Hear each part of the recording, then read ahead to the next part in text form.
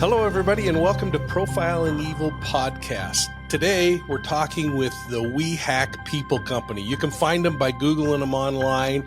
It's a company that specializes in covert entry. That's things like stealth breaching and physical intrusions.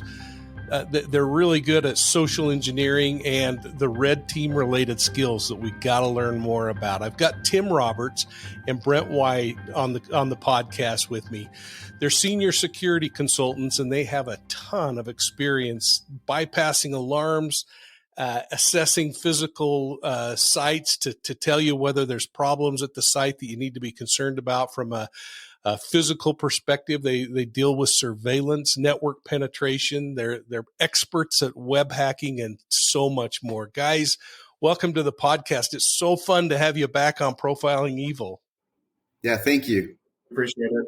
Yeah, no, it's great to be back, and a couple changes. So Brent and I are working for Dark Wolf Solutions now, so that's our main umbrella. So we get to have some fun with the federal side of things. And then, constantly updating wehackpeople.com with our talks and everything. But yeah, we're excited to be back. Oh, I'm glad to have you on the federal side, actually. I mean, I've held a TS for the last, 20 years and work in the federal space daily. And it is so cool to have people like that. In fact, I saw a 10-year-old kid who's been picked up because he's just this incredible, brilliant kid. He graduated from college and high school in the same week. Can you believe that at age 10? But anyway, you guys have got more than 20 years of experience. And frankly, I just love how you work with normal folks like me and others on how we can reduce our own level of risk. Things like how to be a little safer in our homes or when we travel. And that's what I really wanted to start off with and talk about today. Could you kind of help me with some of the common risks that are associated with travel? And whoever speaks up is great. We'll just run with this and see where we go. Yeah, I can sort of kick that off. I know last time we were on, we briefly mentioned some tactics to help secure your hotel room while you're inside and some of the bypasses with that. But today, because we were kind of limited on time last time, we could talk for probably 8 hours straight about this, but we wanted to focus more, as you mentioned, just on the common issues with travel, whether it's business travel or personal travel. There's always same common risks associated with that. Yeah, and I think some of the primary things that we're going to touch on right now is so like Brent mentioned, when you're traveling, there's a lot of physical things, situational awareness, security awareness that I think a lot of people get a little a routine with, and we even mentioned this last time we were on your show, is that the people get in the habit of being routine. They get used to it, they get comfortable with what they do, and anything from like being at the airport, for example. I know this is something that Brent and I often see, people, or in the hotel lobby, people will pay with their credit card at the bar or a restaurant, and they leave their card facing up. So, you've got your credit card number exposed to whoever walks by and wants to take a quick picture of that, or, somebody's got a photographic memory and they memorize it or something. But, something we consistently notice is that people will leave that credit card facing up on their table or next to the bar. I do that all the time, and I noticed with my most recent Amex upgrade that the number's no longer on the front, and it's kind of stamped in the back, but it's so hard to read. I actually took a black pen and wrote the number on the back, so I probably need to make sure I'm always aware of that. What an amazing idea. Yeah, and it's some people will say, well, the other code is on the back, so you need to see both sides. Well, it's funny because sometimes when they'll lay it out for the waiter or someone or bartender to take it, it'll be one way, and then when they return it, it'll be flipped over the other way. So it's just these observations that we make that probably, I guess, the normal person doesn't make. Yeah, and to add to that too, when you, especially in hotels with signatures, things like that, even if you're not paying with the card, you're charging it to your room. You've got your name and your room number. Now, if someone sees you as a potential target, that's information that they were able to get quickly just by you picking up some food or something. And I do want to mention before we get any deeper into this that this isn't something to scare you where you're going around being anxious and, there's an attacker behind every bush. This is not for that. They're just common things to keep in mind to sort of help you stay ahead of the curve as far as being a target, or just things that maybe you haven't paid attention to that you do to help you sort of lessen your attack surface, I guess, as people. Just the common risks, we've sort of broken it down into three main categories for this session. Cybersecurity, because we always travel with laptops and phones. We have theft and robbery, which those are, very common things that happen, unfortunately. And then going deeper with that, there's physical harm, which not only from, theft or robbery, but if there was some sort of catastrophe or issue with, let's say a fire breaks out when you're in your hotel room, just things that you can already do and be prepared where you can just grab your stuff and go and you're fine. But those are just some of the things that we covered just to kind of make you more aware of things you might have not thought of before. Well, this is really interesting to me. I because of my work, I spend on the non-COVID years more than 100 nights a year in a hotel room. I mean, I live in an airplane. I was thinking about my credit card sitting up when I get dinner in the hotel or in a restaurant. If I'm in a hotel and I put down my room number, am I exposing myself because I write my room number and say, bill it to my room and telling people where I am? I mean, how deep does this go, and what do you do to be safer in something like that, putting your name on the bill? Yeah, that's the that's the thing is that, outside of them knowing your name now and what room you're in, and that threat of physical harm, I could, with that information, I can now just write it and rack up room charges for your room. Oftentimes, even when you go to, even outside the bar, because oftentimes when you're at a hotel, you can fill in your name, and all you need to know is the last name and the room number. Or you walk by, you go to the marketplace area and you grab a few sodas and some ice cream or something, and you're just like, hey, I just charged to my room, and they'll be like, what room number? And they may not even ask for the name, but hotels have gotten a little bit better, but they ask for the last name and the room number.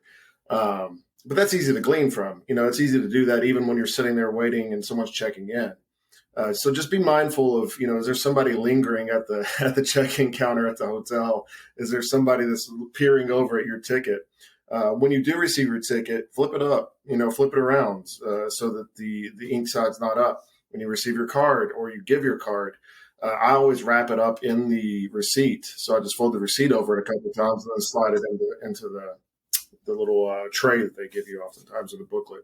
So what about simple things like even when you're standing in that line in the queue to talk to the concierge or to try to get some idea of where to go downtown to see a show? I mean, aren't you kind of tipping your hand that, hey, I'm going to be gone for the next 6 hours because I'm going on a tour of the city or something? Yeah, I mean, that's with hotels. I mean, there's usually just one or two common egress and ingress points. So if somebody was that concerned, if for some strange reason you were being targeted, despite having a conversation of what show should I go to, it's extremely easy for someone just to sit in the lobby and watch you walk out of the hotel. So that's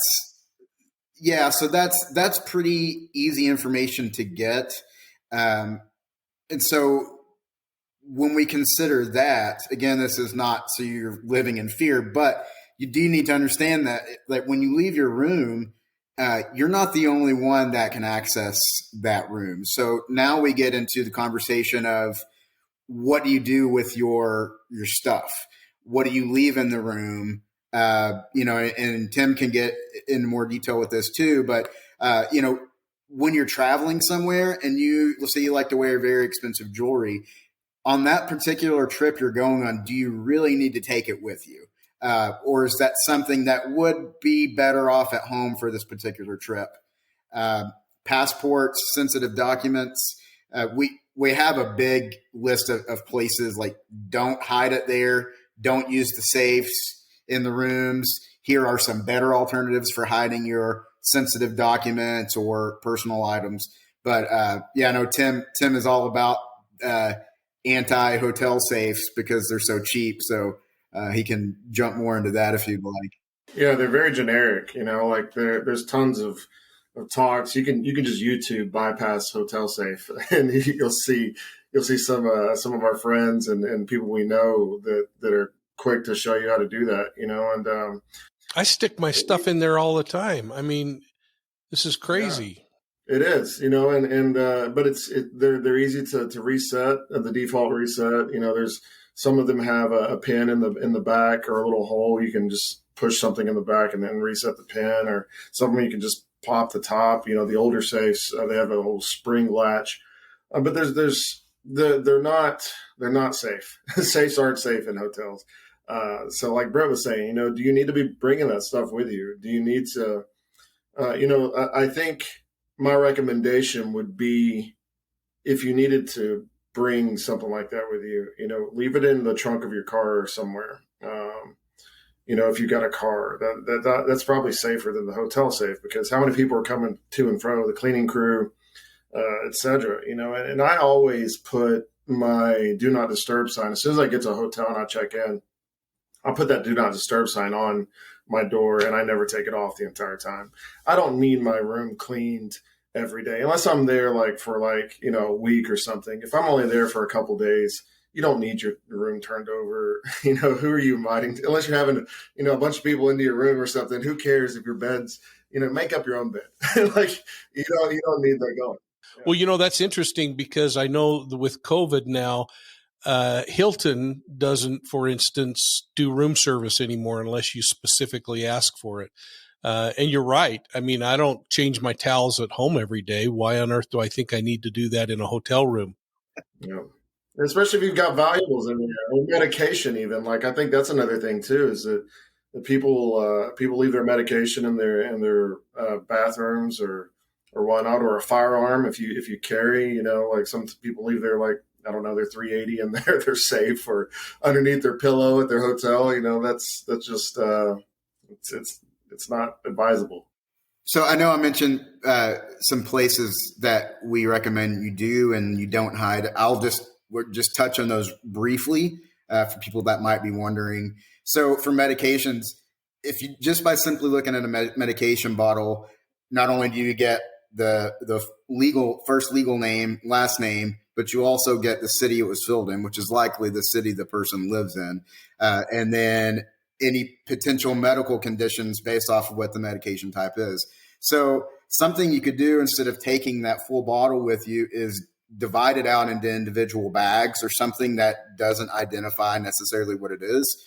Or you could also hide that, or again, passports or jewelry or something, instead of putting it in the safe, which, the hotel crew or, people that could break into your room can access those. Let's just consider those off limits.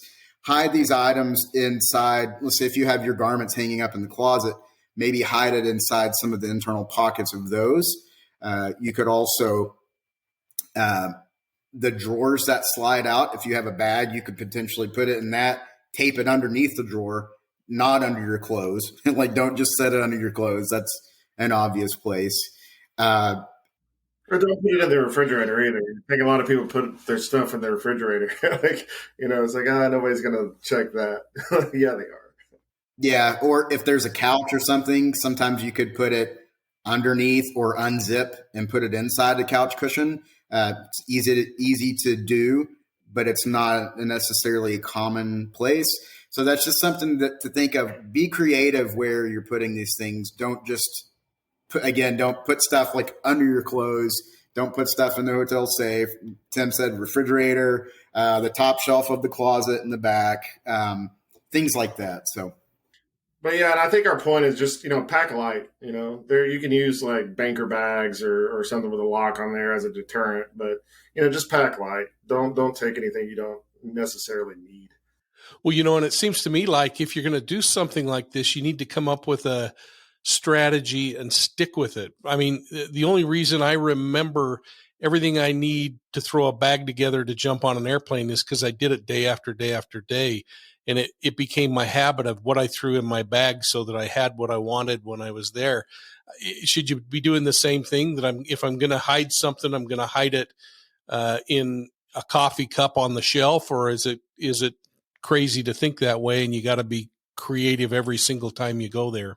I wouldn't get in a routine, because people will pick up on routines, like, not that somebody's watching your every movement or something, but, if you need a routine for yourself to do behind closed doors or whatever, do it. If it gets you in the habit of being a little bit more security conscious. I know, for example, like leaving employee badges hanging in the windshield. I think we might have talked about that last time. Sometimes people work at hospitals or banks or whatever. They'll take their lanyard off and they'll just hang it on their windshield. That's got their name on it. Sometimes it's got a barcode on it. And if you can scan that barcode, it's often got a lot of sensitive information on it. And yeah, people just don't think of these things. They just get in the habit of I'll just hang this up and do my thing. And you're right. I mean, when you think about it, everybody essentially is walking around with a camera on them now, and they can quickly snap a picture just for that brief second that something is left available. Folks, I want to thank you for joining Profiling Evil podcast. I'm talking with Tim Roberts and Brent White of We Hack People. These guys have been on before. They are so fun and so informative, and I really appreciate you guys jumping on. We're talking about what we can do to reduce our risk of being victimized while traveling. I want to go back, Brent, maybe you can take a stab at this one. When we're out and we're working in public places, and I see guys, business people all the time that go out and they sit in the lobby because they don't want to pay the dime for internet, for instance, or they don't want to connect to their phone and use the Wi-Fi off their phone. And they're holding really important conversations for the world to hear. And some sound like they're, letting you know how important they are. Others are trying to be quiet, but you just can't be when someone's sitting 3 chairs away from you drinking a cup of coffee. What's your advice? Yeah, so those are definitely things that we touch on, whether it's the hotel lobby, airport, a restaurant, just, out in public, whether you're on a trip or not. Just assume that if you are not the only one in that restaurant, that someone is listening, because they can hear you, unless you have some sort of magic spell that makes your voice, completely inaudible outside of where you want it to go. It's going to keep traveling. People will hear that. So if you have to have a sensitive conversation that could, if someone picked it up, then it could cause issues, whether personal or with business, then go somewhere that's more private. Wait till you are in your hotel room, go sit in your rental car, but don't have those sensitive conversations in public. If it's unavoidable, then instead of saying specific, say, well, I have the answer to that. Let me email you when we get off the phone. Just some other way where you aren't saying out loud. And a private place is not the public restroom, so don't have your conference call the public restroom. Tired of hearing people yapping in the latrine and thinking that that's cool. Thanks for saying that. No, I don't get it. But giving your audience there, that's But to that point though, something else, like even airplanes, right? A lot of people have their laptops because they're doing work on the flight.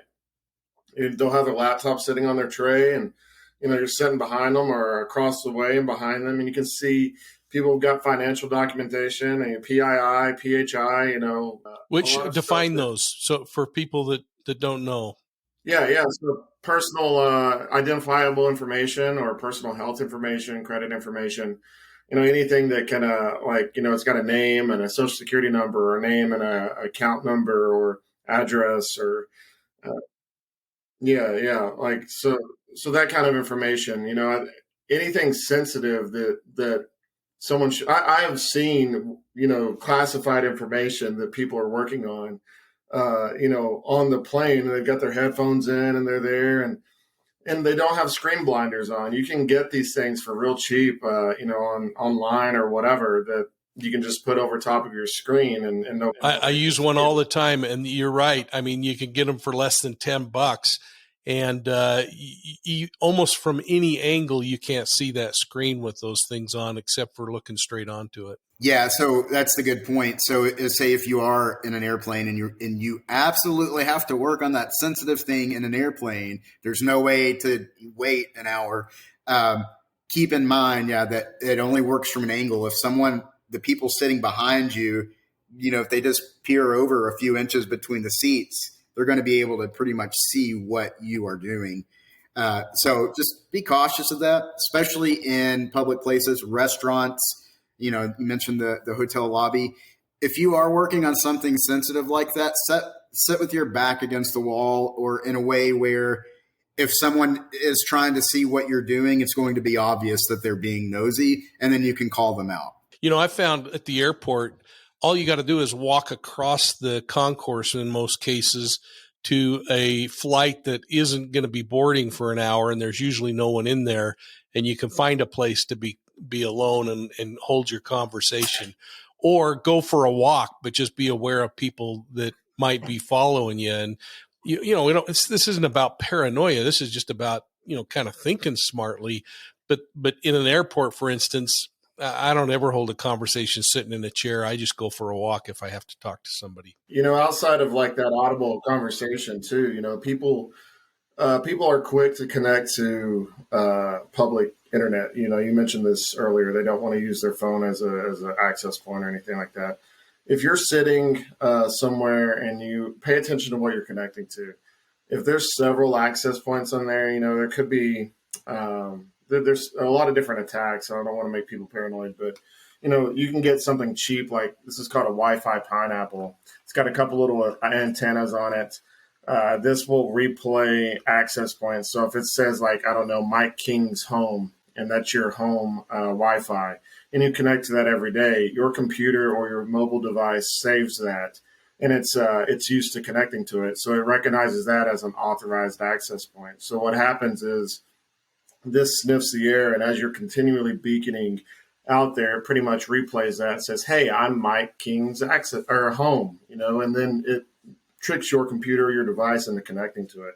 So pay attention to that too. Coffee shops, if you see people with a bunch of antennas hanging off of their laptop, chances are they're not just connecting to their hotspot, their mobile hotspot. It could be something else. And if you see something like that, is it indicative of they're trying to access somebody else's or? Yeah, I don't want to say that, because I do use, some people have to have these USB network interfaces, these wireless access, because theirs isn't working. I have this connected to mine sometimes because I get a better signal. So don't be super paranoid of the guy sitting in the corner who's wearing a hoodie because it's cold inside the coffee shop and he's got a couple antennas on there. But just be a little bit mindful of that. I think what you said, it's really important to trust whatever you're connecting to, especially if you're doing work. Use a VPN if you're on public access somewhere like on the internet. If you don't have a VPN, make sure you're using like your phone and validate that you're connecting to what you're saying you're connecting to. It's just kind of wackiness in my brain, but whenever I travel in China or in Saudi Arabia, I always use VPN, even if I'm just going to go on to surf the web. I don't know about the rest of the world because I don't do it there, but there are places where I do.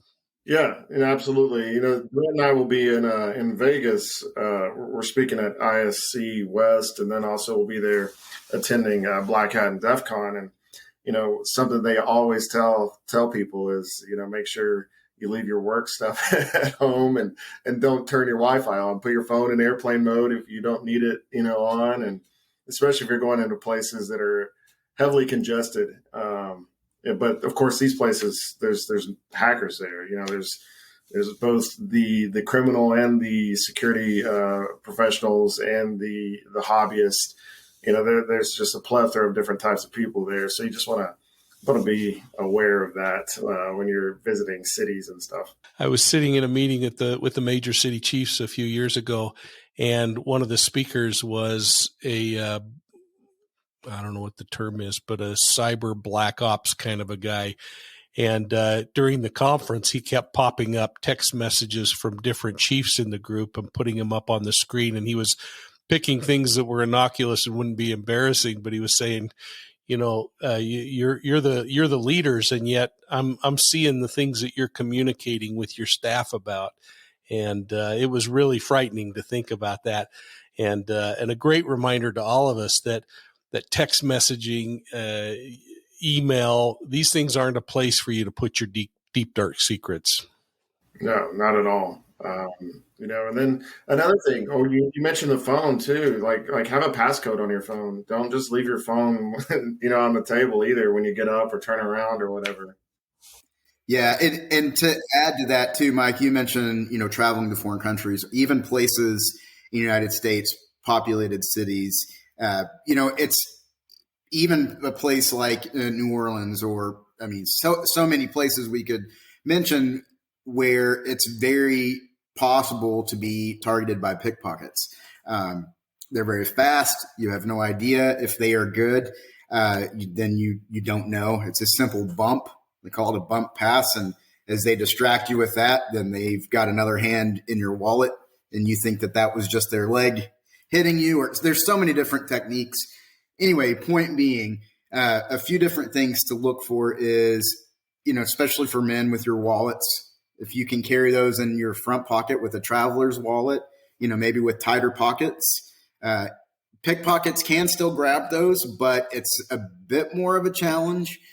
Something Tim and I see too, especially in airports and things with women or even with backpacks, that they don't zip them closed. So they're just wide open. So it's basically a free for all, not only for theft, but on this presentation that we're giving, we have photographs that we have taken, just trips where you can photograph inside the person. Not only does it show, they have their driver's license out to quickly show TSA, and that's also on top of their boarding pass.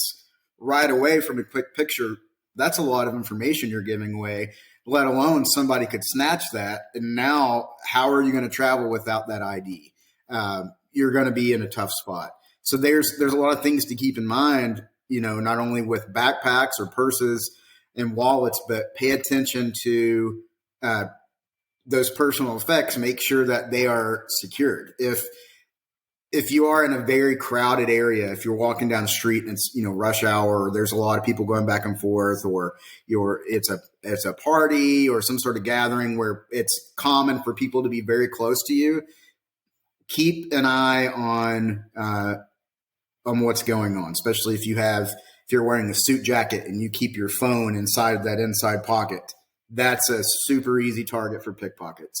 So you want to have it somewhere that's close to you that you can feel more comfortable with recognizing if someone tries to grab that or not. I remember as a younger officer working in New York City and riding the subways with the cops there and having them point out all of the things I was doing wrong that were setting me up for theft. Since then, I've gotten a little bit wiser, but still I come from a really quiet part of the country. And every time I go into New York, or I'm on the BART in San Francisco, or I have to remind myself of what my environment is like. And if I'm standing, what am I leaving exposed? And man, you see these people that come in, they have a backpack on and they're jammed and they're bouncing around, and it would be so easy to unzip those things and go through them. And they are so laser focused on their vacation. They don't even realize how goofy they're being on the subway, knocking people over when they turn and everything else, because they got this gear hanging off of them. Don't stay laser focused on your phone either. That's that's something else. You have to pay attention to what's around you, because if somebody, when they're picking out their targets, there's a few things they look for. They look for, if you ask criminals, that have been interviewed. Why did you attack this person? Did you know them? No, I didn't know them, but it was their body language. They were slouching. They looked weak. They were paying attention to their phone. All these different things that criminals use to pick up body language to see if someone's going to be an easy target or not. A friend of mine, retired lieutenant from New York City, just posted a couple of days ago how important it is when you are doing things that you recognize that the predators spend a great deal of time in scouting and getting good at what they do, and that we have to make it just part of who we are, not hope that we get there and that we're a little bit wise. I love the counsel about don't focus on your phone, because isn't it something, everywhere you go, people aren't looking at people anymore. They're looking at their phones. Absolutely. Looking at their screens or something like that, I think it's also important to know if you've got children, right? Like a lot of times you're very focused on your child, like especially if they're upset or anything like that. I see this all the time in airports. And with that, you're doing multiple things and trying to tend to your child. I think in that still being aware, don't pigeonhole your attention, especially when you're in public places like that. And places that you don't know. Folks, I'm talking with Brent White and Tim Roberts of We Hack People. You can just go and Google that, or wehackpeople.com, and go to their site and learn more about how you can minimize your risk of being victimized when you're out and about and traveling. And Tim, once you're done, I wonder if you or Brent could just talk about how do we blend in, especially when we're overseas, and not look like an American tourist, for instance? Or if I'm from Spain and I'm traveling in the U.S., how do I blend in and lower my risk? Yeah, I think, there's something called the gray man theory. And, with that, it's don't walk around in your bright colored clothing or your favorite sports team shirts or hats and things like that, because that kind of immediately says like if I'm in New York and I'm wearing a bunch of Colorado stuff, it probably indicates that I'm either from Colorado or I visit there quite a bit. Carrying your bags with you like that, you got a big camera around your neck, or a fanny pack. Fanny packs are great, but there's some waistband packs. If you want to carry something like that, there's some waistband ones you can use that hide that beneath or in your waistband. Don't have a big old fanny pack on, because that's a big that's a big light as well. So I got this pulled up real quick. and then I'm gonna let Brent touch on that a little bit too, because I know that's something that Brent loves to talk about. But so there's a lot of, in addition to your hotel room key, there's a lot of things called NFC. It's basically the type of card. There's proximity cards that use RFID. There's NFC. There's magnetic ones. Using something that is an RFID protectant sleeve as a wallet, you can buy purses that have this. It helps prevent somebody from bumping up to you. So you can get an application. There's a lot of hackers that will use these types of applications that essentially, if I scan my card on there, and I don't know if you can see, but it will, this is a hotel room card. And if I just get close enough to it with my phone, it'll allow me to scan that card, and then I can write that to another card. So in addition to RFID, and Brent and I talk about this a lot, cloning badges to get access to corporate facilities or government facilities. This is your hotel room. It can also, be other NFC technology types of cards that store a lot of data onto it. So, be mindful when you're in the elevator, especially, or people bumping up against you. Well, and what about at the pool? Everybody leaves their key and their phone out sitting on the landing there while they swim. Yeah, that's one of those things. Just pay attention. If we have these things called intuition alarms, and if you're around someone and something just feels off, then pay attention to that. Don't just say, well, whatever. Pay attention to that. So let's say if you do want to go swim, but there's a group or an individual that you just have a bad feeling about, maybe come back later, or maybe put your phone in your room, or they have those things that you can put your phone in that you wear around your neck that's waterproof. It still allows you to use your phone even in the water, take pictures underwater. Now you've got that on you and you don't have to risk it being stolen. So, and just to touch a little bit more, Mike, you had asked about not standing out, especially in foreign countries. And as Tim mentioned, gray man theory, this is something that we, to some degree, apply on every assessment, whether it's the reconnaissance phase or even in our daily lives with us traveling so much too. Like being the tourist walking around in a bright Hawaiian shirt with some crazy hat on, people are going to notice that. They're going to pay attention to that. But if you're wearing neutral colors and you are just sort of going with the flow, you're not going to stand out as much. Now, when you talk about going to foreign countries, there's other factors you want to consider as well, specifically religious symbols. So if you're in a predominantly Muslim area, probably don't want to wear shirts or things that display, let's say, like Christian symbols or whatever it may be. It's best to avoid those things. Another thing is really pay attention to the locals. What are they wearing? How do they walk? Do they walk at a slow, relaxed pace? Then try to mimic that instead of looking nervous and walking really, really fast. That's also something that's going to, draw attention to yourself. So just key things. That cracks me up, Brent, because I think about the first time I was in Vietnam and trying to walk the streets of Hanoi and cross an intersection. You can't do it like you do here. And I remember a year and a half ago or so, my wife and I were back in Vietnam, and I said, no matter what, just follow the people. Don't do anything else. Just walk with the people. And it takes you a step or two to figure that out. But once you do, they have the patterns down for traffic. They have the way to interact with the vehicles that are going, the people that are there. You really do stand out less than if you go and wait for a crosswalk light to pop up.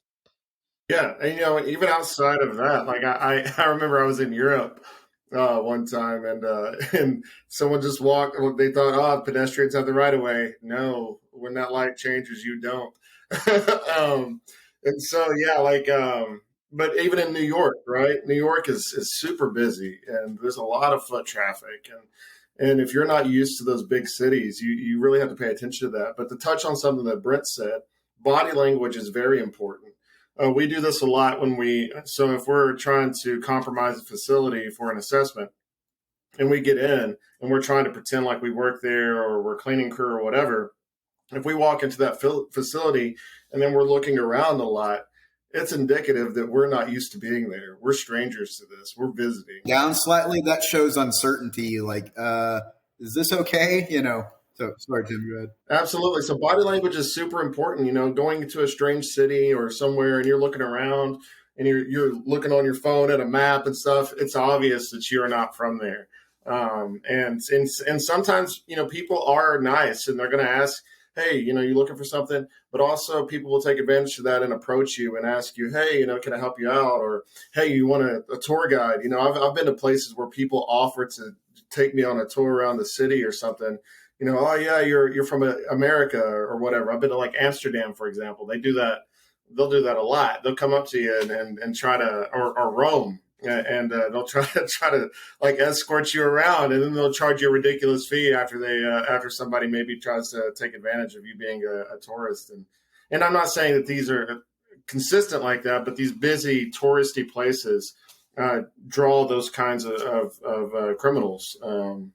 Whether or not they're native there or they're criminals that have just stayed there, or somebody that got stuck in that country, and then that's now how they make their living. I would say, I know that we just threw a lot of information, so I'd like to just really kind of break it down into 3 points that this can apply, in America or abroad. Don't be flashy. Try to blend in. Walk with confidence. Act like you belong. I remember walking down the street with a New York City police officer one day, and him just saying it's easy to pick out the New Yorkers and the visitors. He said all you got to do is look and see what direction they're looking. And if they're not from New York City, they're looking up at the top of the buildings. If they are, they're just looking straight ahead and they're doing their thing. It's really interesting. So, we've got a couple of minutes left here, but I want to talk about if I'm checking into a hotel, are there any specific kinds of instructions or questions that I should be asking at the front desk? And then when you're done answering that, I got one more. Yeah, if Brent, I can touch on that first. So when you're checking into the hotel, don't be mindful of the line. Don't project. They're not deaf. So, you don't have to project to them like you're addressing an audience. Speak to them softly. Try to keep that information between you and the concierge. Also, something that's really important is ask them, hey, if I were to lose my room key, what's your protocol for replacing it? It's important that you note that, because there are times, I remember when Brent and I were younger, if we were at a hotel, we would try to get into each other's rooms. So, to prank each other. So I'd be like, I'm going to try to get Brent's room key. And so I'd go down there and be like, and I think we mentioned this in our talk too, you look like you came from the pool or whatever. I'll lock my stuff in my room. I left my room key in there, and they're like, oh, well, what room is it? You know what? I got in late last night. I didn't even pay attention. And you can social engineer those people to give you that. So I think it's important if you work for a hotel that you are validating who they are. Don't just take their word for it. Ask them for an ID. They may not have the ID on them. They may want you to escort them because they locked their wallet or their purse into the room or whatever. If you do that, escort them up there. Don't just give them a key because they give you a last name and a room number. Yeah, and don't get mad at the people that work on the floors cleaning the rooms because they won't open your door for you. Absolutely. Yeah. And just to add to that too, some hotels, if you can ask them, say, can I put a password on my account that has to be given before any extra charges can be added or any room key can be given? Some places will do that. I wish every place did, but see if they will if you can put like a verbal password that has to be verified along with your name and room number. So what do you guys think about the electronic key? I'm having a hard time adjusting to the electronic key on my phone and just walking up and having it open my door, because half the time in the early stages, it never worked. And I ended up having to hump it back down to the front desk and get a card anyway. But what's your advice when it comes to check in online and use it on your phone? I think check in online.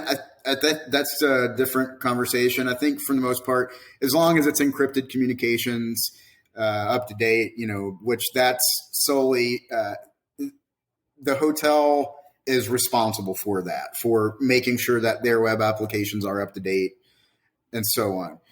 For the digital room key, they can be kind of a pain, but the cool thing about that is you have to turn on Bluetooth and your location.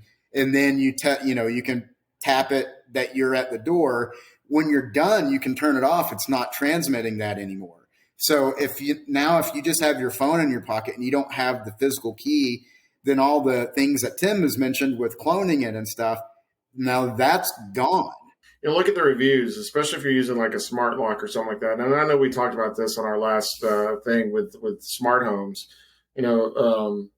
I'm sure that it's got good reviews and that it's encrypted, and because you can sniff, hackers can sniff that traffic and sometimes intercept it if it's not encrypted. And I think keeping an RFID sleeve or something like that, protecting anything that's transmitting, whether it's RFID technology, some kind of proximity key or smart key or NFC or something like that, keeping it with an RFID protectant sleeve, wallet or something is really important. I travel a lot with my counterpart, who is a retired fire chief.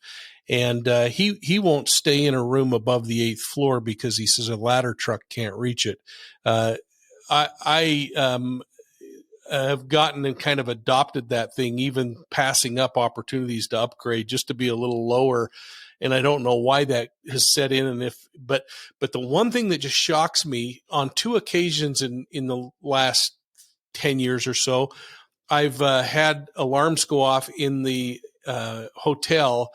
And I'll tell you what, I grab my laptop and throw on some shoes and pants and a shirt, and I'm out of there. And I can't believe the number of people that just think, I'll wait it out and see what happens. What are your thoughts? I think we, like I remember in college, people would do that, right? The fire alarm would go off and people would just sit in their room like, you know what? I don't care.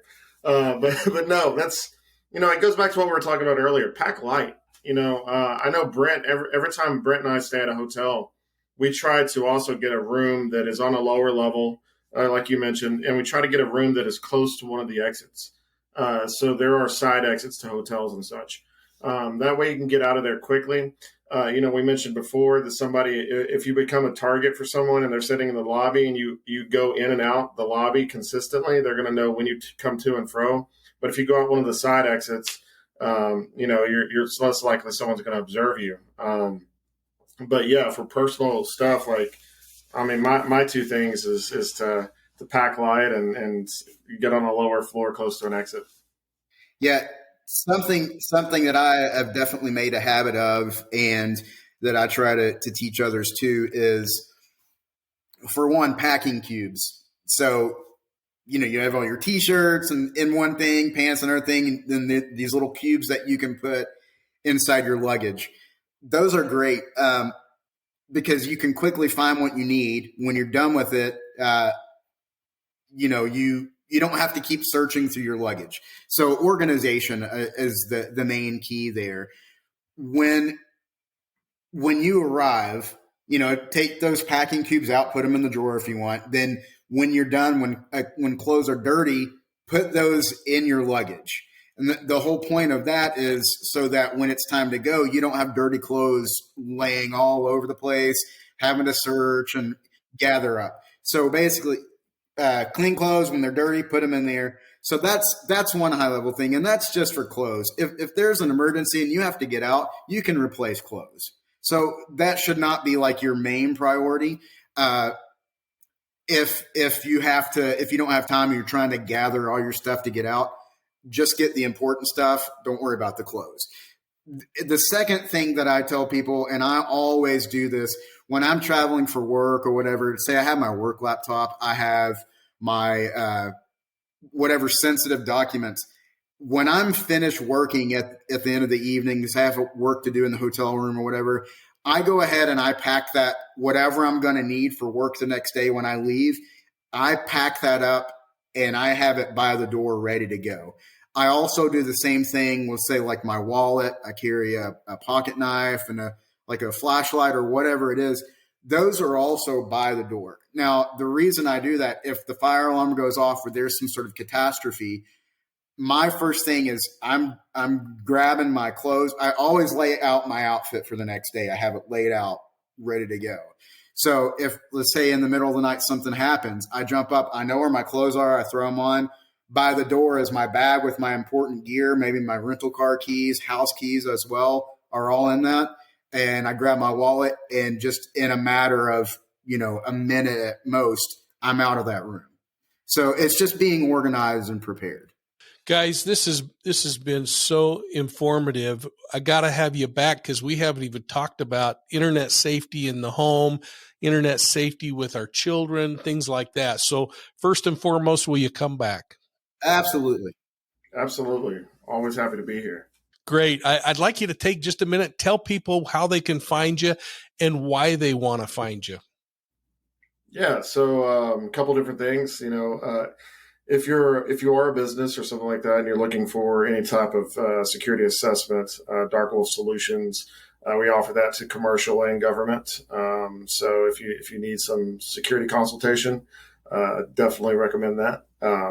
outside of that, if you're looking for just standard security awareness, anything from what we do for a living to personal stuff and your everyday life, check out our website at wehackpeople.com. A lot of the things that we have talked about today, again, especially with the hotel safety and the room locks and ways to secure that, we have a pretty in-depth blog on wehackpeople.com regarding that and other items. So, more than welcome. Please check that out if you'd like more information. Yeah, we got a talk that we're going to be doing too. Unfortunately, I can't make it there, so Brent's going to be delivering it by himself in Denver coming up at Techno Forensics and Security Conference. It's on travel security, so we got some video demonstrations and stuff like that in that PowerPoint on how people will get into your room and things like that. So if you're interested in that information, how to protect yourself, definitely check that out. I'll tell you, folks, if you haven't been online and looked them up on YouTube or at their website and seen how they can get in and out of a room and defeat hotel security and the simple things that you can do to make your room safer, you got to go and watch it. We've just been listening to Tim Roberts and Brent White of wehackpeople.com. Go to their website, check them out. If you're a business, take advantage of hiring them to come in and do some site assessments. And guys, I'm going to look forward to seeing you again. Thanks so much for being on Profiling Evil podcasts. Thanks so much, Mike. Yeah, thank you so much. Folks, you can always look at your favorite podcast platform for Profiling Evil podcasts. Make sure you're also checking out our Mapping Evil with Mike King podcasts, where I'm looking at criminal cases from the United States and cases in the country of Australia, comparing them and putting together some really fun things there. Thanks for coming to YouTube and watching us on Profiling Evil. And always, you can just check us out at profilingevil.com. Have a great day, everybody.